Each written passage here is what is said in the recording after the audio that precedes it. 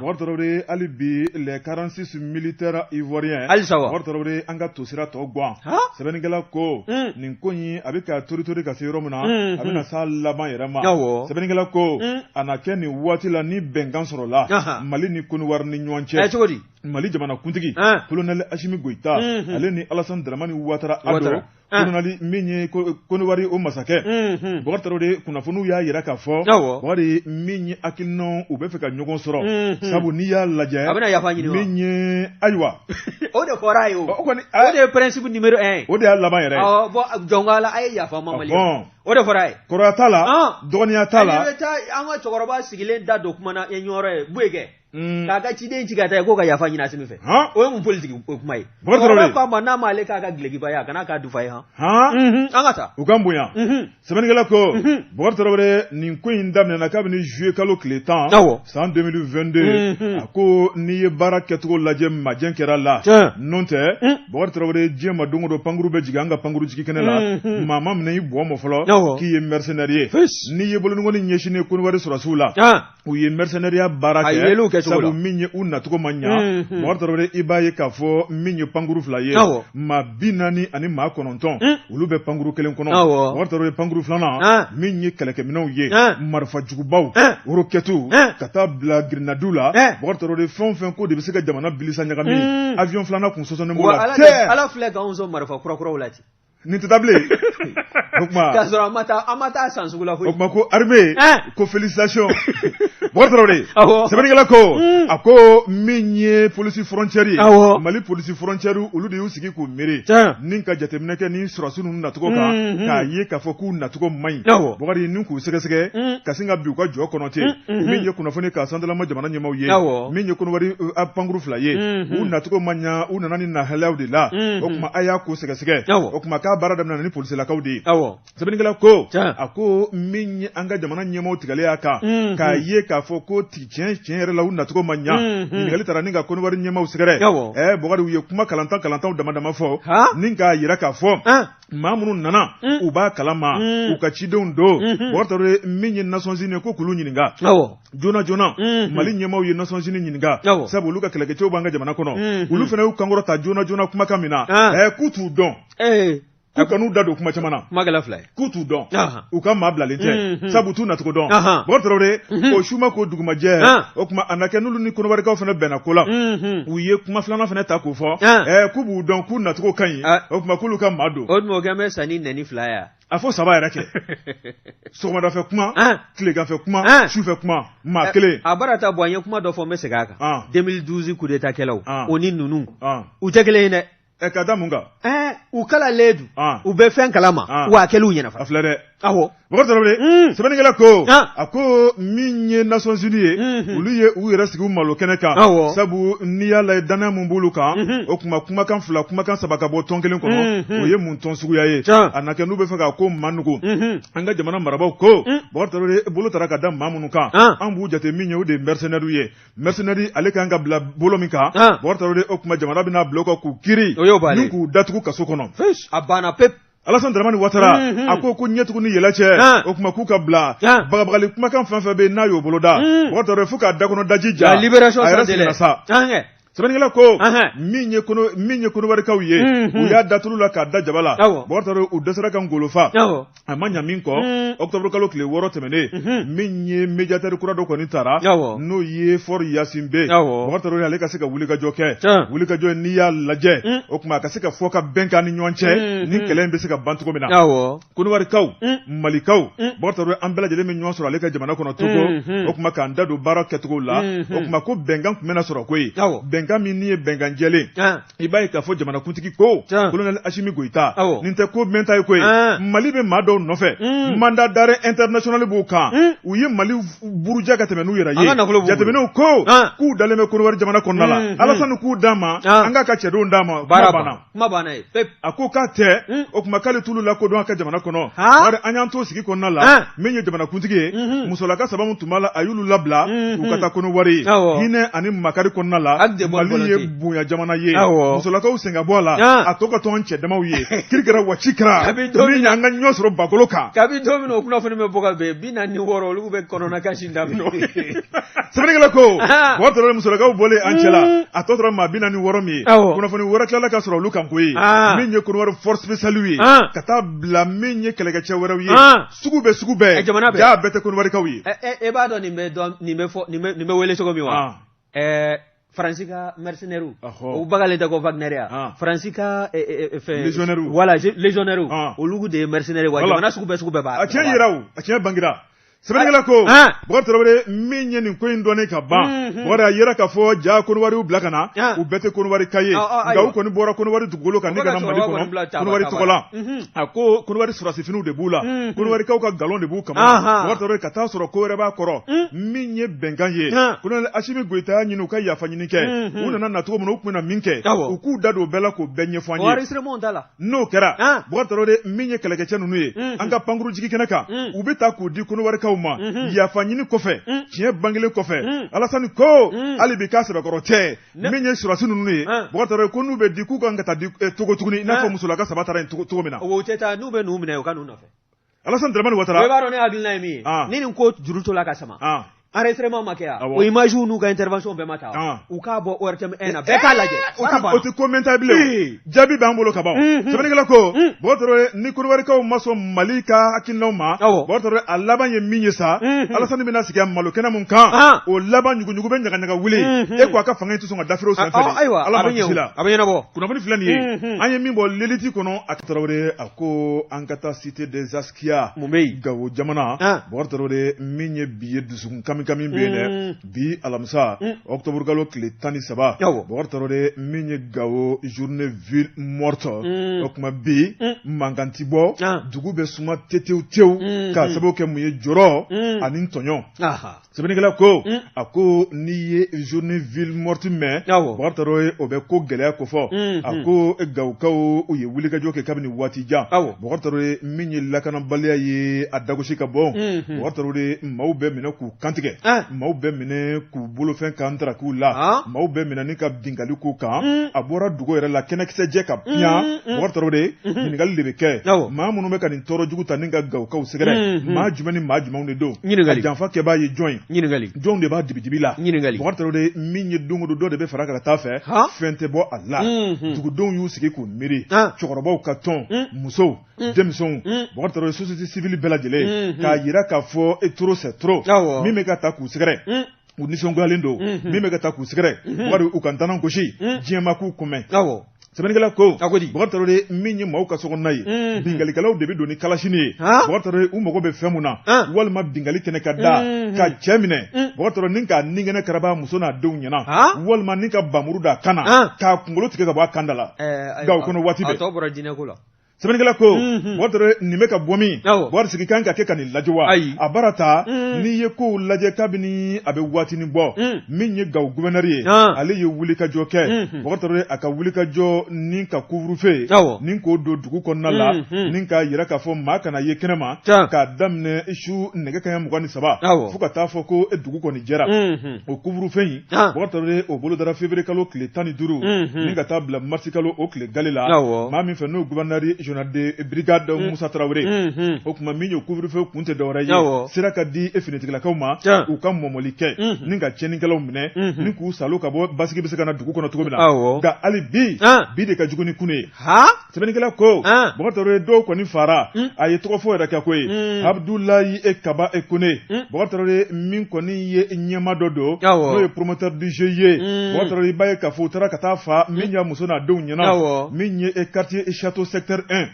a ko a bɛ fa don min na a kɛra kinikini dan ye Bokar Tarawele min kɔni wulikajɔw ye tile tɛ bɔ ka tile bi abada k'i tɛ kalasini de kun kan mɛn i b'a fɔ k'u bɛ kɔnkuru la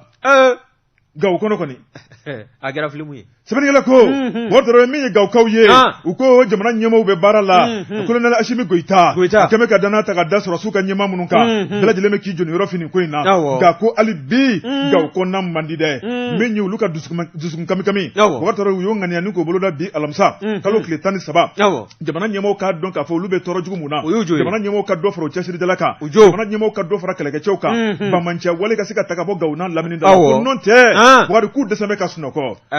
filanin an ye min bɔ indicateur du renouveau kɔnɔ Y Dumbuya ale ka sɛbɛnni don Yakuba Dumbuya ka fara indicateur du renouveau maaw kan wajaba t'an b'u bɛɛ lajɛlen ko ni ye n tɛgɛ don ni sɛbɛn bɛ bɔ sɛbɛn min k'a ma ko notre voix ko an ka taa ministère du développement rural la dɛ ko mun k'o de bolo d'an bɛ yen ministère kɔnɔ dɛ n'i y'a ta k'a lajɛ o ministre Modibo Keyita tɛ Modibo Keyita a n'a ka DFM kɔsada in na i b'a ye k'a fɔ min ye bureau du vérificateur général ye ko a ma wuli ka sɛgɛsɛgɛli boloda wa sɛgɛsɛgɛli boloda la exercice 2018 2019 2020 ani 2021 nafolo bamugu kule min n'o tununa ko damaso ma wa bon n'i y'a ta k'a lajɛ nafolo in a dagosi ka bon kosɛbɛ min ye sefa wɔɔrɔ miliyari 2 a n'a kunkan fɛn ye o kɔni o tununen i b'a fɔ to tununa nugu la Malikura an kɛ jamana in ko maliyɛn ja ka gɛlɛn dɛ k'a nɛmu dɔrɔn tɛ dɛ ne kɔni t'a dɔn maliyɛn caman ni suɲɛliba kule a y'a kalan yɔrɔ yɔrɔ fɔlɔ nɛnɛni tun bɛ kɛ a bɔr'o la ka na ɲɔri a kɛlen bɛ bɛɛ kun de sa a kɛr'o la sa k'a bɛɛ kunu i b'a kunu dɔrɔn k'i sigi ka tasa yɛrɛ kunu o yɛrɛ b'a n ko hali u tɛ maloya wa n'u y'a u b'a fɔ ten ko n'i b'a suɲɛ i b'a caman ta comme ça n'i minɛna ka datugu i bɛ taa kaso dɔ kɛ dɔ bɛ to somɔgɔw ye n'i bɔra n'a tɔ dun n'i ye si sɔrɔ kɔni o de y'u ka hakilina ye o banna o a bɛ maa bolo an b'a bɛɛ wɔgɔbɛ ka bila téléphone kɔnɔ Bɔjabate n'i ye bureau du vérificateur général ka kɔrɔfɔ lajɛ ko ministère du développement rural a DFM a kan ka kɛ bolola koyi ni n k'a bɛ bolola sɛgɛsɛgɛliw kɔni ye a bɔ k'a jɔ k'a jira k'a fɔ nafolomugu miliyari 2 n'a kunkan fɛ o tununa wa tununa cogo min na n'i y'a lajɛ ko min ye sugubulon ye a kan ka di cogo min na ko o sariyaw labatola kosɛbɛ wa min ye anw ka cikɛlaw ka engrais ko ye o min kɛra kɔlɔlɔ ye nin campagne agricole in na dɛ o fana kuma kɔrɔ o bɛ a kɔnɔna na yan wa n'i y'a lajɛ campagne tɛmɛnlenw na ŋanamu minnu kɛla o sugubulon kan ka taa se min ye intrant agricole n'o ye engrais ye o kan ka ladon marché kan ka di minnu ma nin ko ninnu bɛɛ lajɛlen kɛra bisibasa ye wa a jirala fana k'a fɔ min ye marché numéro 004089 min y'o ye CPMP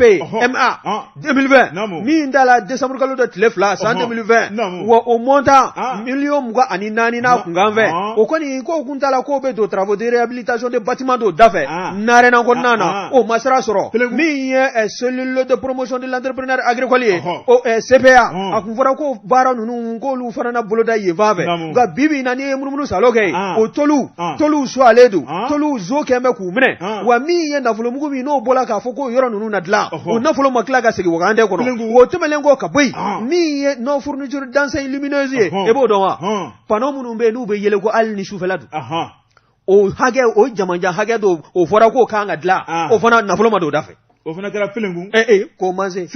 wa fana ko gazon ani fleury k'o fana kun kan ka kɛ fan dɔw fɛ i b'a ye k'a fɔ i tulo lajɛ dɛ i tulo dayɛlɛ nafolo min kan ka don o jiri misɛnnin ninnu turuli n'o gazon n'o fleury labɛnni baaraw la o nafolo bɛ t'i jɔ se fɔ wari 600 ani 100 ani 280 o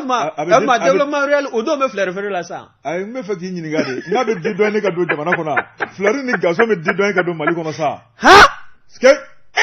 Mali ka di wa ma ban dɛ min ye marché numéro 044093 ye CPMP MA 2020 min fana taara décembre kalo dɔ tile 2 san 2020 o montant ne y'o lajɛ sefo wari 24 ani 4 a n'a kunkan fɛ o b'a dɔn o fana t'a la ka ɲɛsin fɛn min ma réhabilitation des bâtiments du centre de Kangaba contre de cellule de promotion de l'entrepreneur agricole o fana o kun kan ka bila olu ka danganiya kɔnɔ o k'o baara boloda o fana tɛmɛlen kɔ ka bɔ yen tasuma fagalanw extincteur o kɔni ko o duuru fana kun bɛ jatew la ninnu si ma ye u ma ye nafolo tununa sɛgɛsɛgɛli nin bɛɛ kɔ bɔ fiɲɛ kan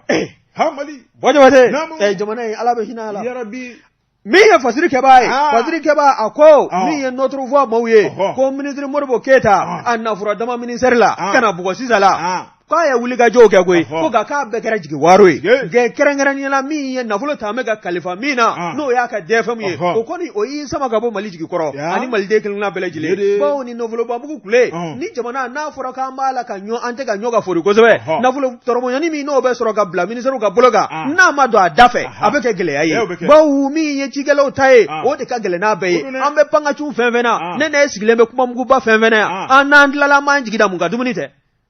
ala daga birana bagaro bore da kono ala daga birana i b'a dɔn i ka dumuni ko de fana mugutu ka bon an m'an jigi da dumuni de kan dumuni ko in dɛ maa minnu bɛ wɔsi o la olu kan ka baara kɛ ni minɛn minnu ye n'o ye engrais ye n'o ye nɔgɔ ye o kan ka bɔ ministère min yɔrɔ ka ɲɛsin olu ma n'olu m'o baara kɛ a bɛ kɛ cogo di ala daga birana kan ka tiɲɛ di yan Bote ni huye sɛbɛn min n'an y'a sama ka bɔ notre voix kɔnɔna na Filani Sora a ka fasiri bɔtɔrɔre Filani Sora ka taa fɔra fasiri sɛbɛnnikɛlaw ko min ye ɛji ye bɔgɔri maa minnu kan ka baaraw kɛ olu tɔgɔ dɔnna sɛbɛnnikɛlaw ko a ko n'i ye jateminɛ kɛ kalo 3 kɛra an sigilen bɛ ka makɔnɔni kɛ k'a ma bɔ sisi ma bɔ dɔw yɛrɛ dalen t'a la bilen e ko a ko in a bɛna ɲɛnabɔ cogo di sɛbɛnnikɛlaw ko dongo don ɲɔgɔn sama dongo don hakilina kura dongo don ɲɔgɔn buruja min ye ɛji ye Bakari Traoré jamana ɲɛmɔgɔw ka hakilina kura don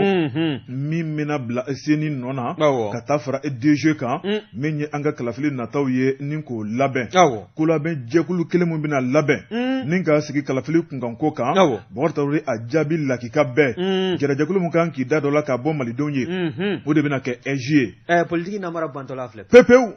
sɛbɛnnikɛla ko Bakari n'i ye kow taabolo lajɛ ɛji ti dɔwɛrɛ ye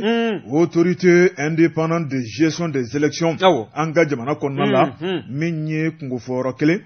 baarakɛyɔrɔ kelen taabolo kelen jaabi kelen kuma banna sɛbɛnnikɛla ko a ko kunu an ka jamana kuntigi n'o ye colonel Assimi Goïta a ye degré dɔ bɔ min ye journal officiel ye ni ka tigɛ nɔ bila o kɔnɔ ni ka da diɲɛma tulo kan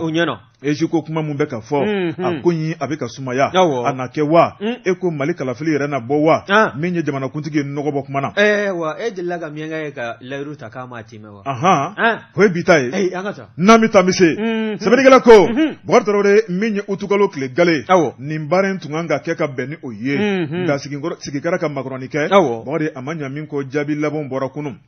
maa 8 jamana kuntigi min ye o kɛrɛfɛmaw ye Bakari Traoré i b'a ye k'a fɔ min ye maa 4 o ye politiki maaw ye Mali politiki tɔn bɛɛ lajɛlen ye olu jɛra maa 4 na sɛbɛnnikɛla ko min ye société civile ye dugu jɛrɛjɛkulu minnu bɛ baaraw kɛ ka ɲɛsin dugudenw ka nafa ma Bakari Traoré olu jɛra maa 3 la maa 15 banna sɛbɛnnikɛla ko a ko min ye jamana kuntigi ye ale kɔni bolodengɔni ɲɛsin maa 3 ma o taara ni k'o kalifa ale la ale ye maa minnu di o filɛ nin ye général Isaka Sangare maître Moustapha Cissé madame Nana Sanou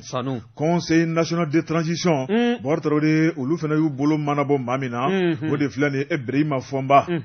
Kamo Sanou Bakari Traoré min ye premier ministre ye primature o y'i bolo bɔ maa min na o de ye Saliya Samake ye Bakari Traoré min ye parti politique ye olu y'u bolo bɔ maa 4 min na olu fana tɔgɔ filɛ nin ye Umu Diko Haramat parti Haramat sɛbɛnnikɛla ko a ko fana ma tɛmɛ ka bɔ yen madame Dawu Hawa Kante ale fana taara parti min tɔgɔ la o ye Hamati ye Salomon Ongoiba ale fana taara parti min tɔgɔ la o ye APDM ye Bakari Traoré a laban o ye Aruna Sisoko ye ale fana taara parti min tɔgɔ la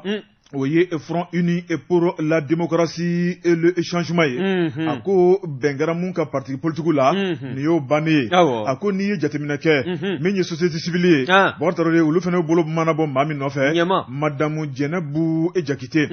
Forçat civile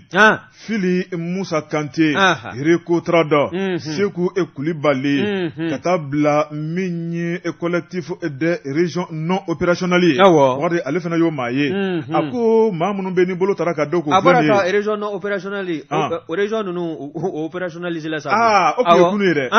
a kan ka rectifier a tɔgɔ kan ka falen a kan ka rectifier Baba Tarawele sɛbɛnnikɛla ko n'o ye Abdul Damele ye a ko sigi tun kɛn bɛ ka maa minnu tɔgɔ maa kɔnɔ ni ka a don bɛrɛ la Baba Tarawele jamanakuntigi ka sira d'u ma a ko sira taara ka d'u ma o kuma tɔ tora sa sigi bɛ k'u lajɛ baara in a bɛna kɛ dangana minnu kɔnɔna la a ko n'i y'a lajɛ baara in kɔni daminɛ sama-samani barika bonyara sabu n'i y'a mɛn ko tirage au sort wari an bolo don bara kɔnɔ ne yɛrɛ kun yɛrɛ san k'an taara Premier Mali la an k'a sama ka bɔ munna sama-samani nana Baba Tarawele parti politique dɔw ko o kuma ko min kɔni tila-tilali sa dɔw hakilina taara sira mun fɛ wari dɔw fana hakilina fɔra o kɔ o kuma a ma ɲa min k'o dɛsɛra ka bɛn ko la parti politique 200 nin kɔ wari u ma se ka jɛna yabada ministre fana ko an k'a kɛ samani ye bonni ni maa min gagnera aw na taa parti politique représenter wari o de kɔnɔna la min ye parti politique belebelebaw ye olu ye dugumɔsara ta fitinu olu de kɔni bɛna min ye parti politique belebelebaw représenter sɛbɛnnikɛla ko a ko n'i ye société civile fana lajɛ bɛnma t'olu fana ta mako ye o fana kɛra tirage au sort ni ka kɛ samani ye bari sabu n'i ye jɔyɔrɔ in lajɛ nafolo mun b'a la daraja mun b'a la makama mun b'a la ne ko a ko in daminɛna n yɛrɛ kun ka taa walima a ko bɛ kɛ cogo di e bɛ taa ni tɔn jumɛn tɔgɔ ye jumɛn kelen tɔgɔ i k'o fɔ n ye fɔlɔ n bɛ fɛn la o n bɛ Asefu la Asafu la Asep ko kuma ma fɔ yan Yiritali ko kuma ma fɔ yan i ye Don Kibaru sigilama fana ye o fana t'a la Don Kibaru tɔgɔ ma fɔ yan fana i bɛ taa cogo di Baba Tarawele Abdul Damele ko wari a ko kuma banna fɛn wɛrɛ tɛ nin kɔfɛ bilen jamanakuntigi y'a bila yɔrɔ min na baara banna ye seni ko daga cira déjeuner ko daga fana cira min ye injus ye o de daga sigira taa kan nin waati la o kuma olu de bɛna min kɔni ye to kɔni tobi ka bila jamanadenw kɔrɔ ni kalafili kɛra n'u ye jaabi mun di ni maa o maa y'i kankɔrɔ ta k'i ma jɛn n'a ye o kuma filanan min kan ka fɔ a bɛɛ b'olu de bolo maa wɛrɛ si da t'a la bilen Mali kɔnɔ bilen nin y'a ko bannen pewu nin y'a ko ban pewu ye kunnafoni filɛ nin ye an ye min bɔ indépendant kɔnɔ Abdul Damele ale ka sɛbɛnni don Jabate Abdul Damele ka fara indépendant maaw kan an b'u bɛɛ lajɛlen fo n'i ye tɛgɛ don ni sɛbɛn bɛ bɔ sɛbɛn min don k'a ma ko Nouvelle Horizon